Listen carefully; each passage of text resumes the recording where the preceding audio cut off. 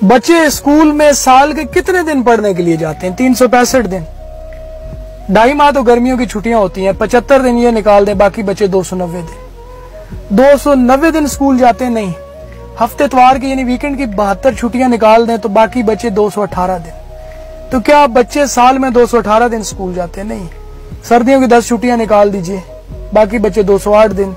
तो क्या स्कूल में 208 दिन पढ़ाई होती है? नहीं। साल में 3 बार स्कूल में कच्चे पक्के इम्तिहान होते हैं, आपको पता है, सेंड अप, मिड टर्म। तकरीबन 9 दिन फी इम्तिहान यानी 27 दिन ये पढ़ाई नहीं होती, बाकी बचे 181 दिन।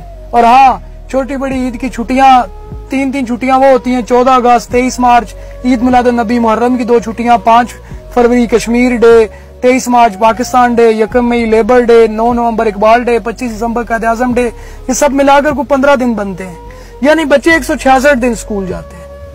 Sports gala, welcome party, goodbye party और ये जो दीगर फंक्शंस किए जाते हैं 10 दिन तो साल भर में इनके निकल जाते होंगे, तो बाकी बचे 156 दिन।